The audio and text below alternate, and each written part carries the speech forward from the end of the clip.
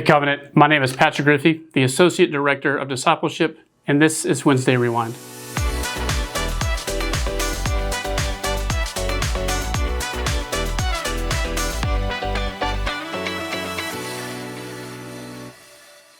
This past Sunday, Pastor Mike Smith brought us the message where we talked about this idea of quitting worrying. Not that we quit something for 40 days, as we typically do in the season of Lent, or we give up something temporarily, but we've got to eradicate it. We've got to get it entirely out of our lives. And I'll be entirely honest, Mike did a great job, and I am at a loss for words of what more to talk about. But the passage that he looked at specifically in Matthew 6, verses 25 through 34, starts with a really important word as we're looking at language. It starts with therefore. So therefore is not something that you start a conversation with. It's a conjunction. It's bringing something together. So obviously that there's something before this passage that we need to pay attention to. So I want to read the preceding passage and then tie it in, because Jesus is giving this entire explanation about why we should not worry. So he says in verse 19 of chapter 6, Matthew, "Do not store up for yourselves treasures on earth, where moths and vermin destroy, and where thieves break in and steal. But store up for yourselves treasures in heaven, where moths and vermin do not destroy, and where thieves do not break in and steal. For where your treasure is, there your heart will be also.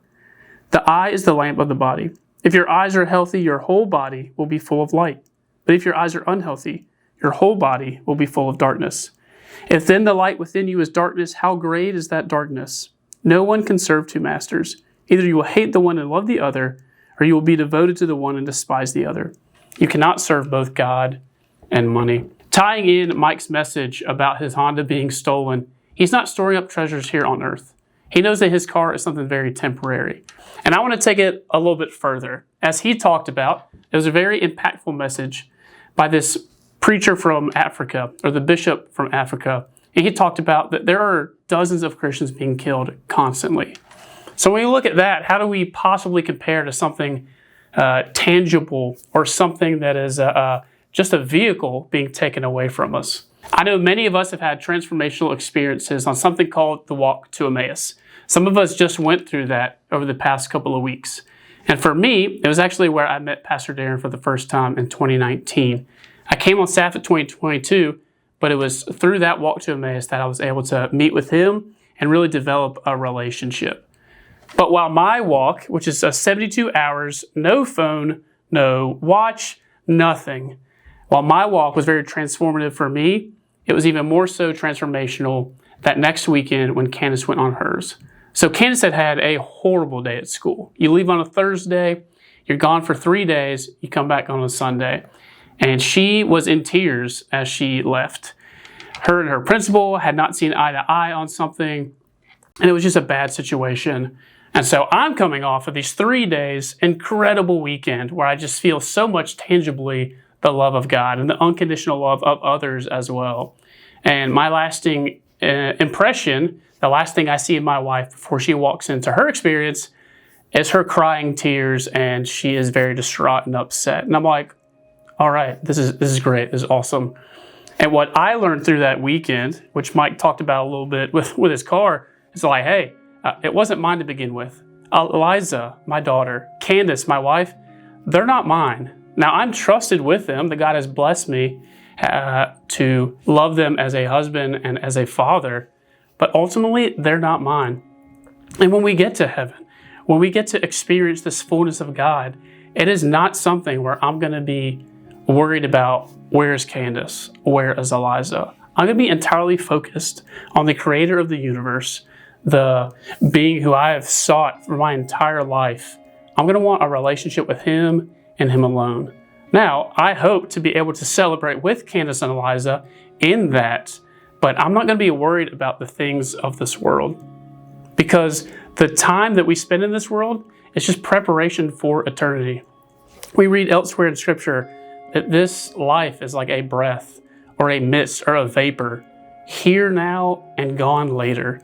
It goes quickly by. So what we do with our time here is important. So as we look at this idea of worrying, why would we possibly worry about things that have no lasting impact in eternity? Whether or not my car is here today or gone tomorrow. Whether or not maybe I'm having an issue at work. Whether or not maybe my relationships are suffering. God is in control of all of those things. I hope if you've been doing the Bible recap that you've seen really God's people struggling in the midst of everything that they've had. Where you have the people that are coming out of Egypt in the Exodus, in the wilderness, and it is constantly, why'd you bring us out here to die? God just rescued you from all of these horrible things in Egypt, and then we're already complaining as soon as we get out there. Why'd you bring us out here to die? And so what does God do? He provides manna. He provides them the sustenance that they need. And he says, I'm only going to provide what you need for the day. So don't take extra. And if they do, it gets rotten. And so then what do they say? Well, we need some meat. God provides quail. We need water. God provides water. They're not trusting God to provide what they need. And that's ultimately what worry is. It is not trusting the God that has blessed us with everything that we have for our tomorrow. I heard a pastor talk about one time how we have new mercies every morning because the mercies that we are given each day are all the mercies that we need for that day. Those new mercies in the morning when we wake up are all we need for those 24 hours. So my prayer for y'all as we just continue in this series of I quit and giving things up is that you would give up worrying and that you would trust God ultimately to provide everything that you need.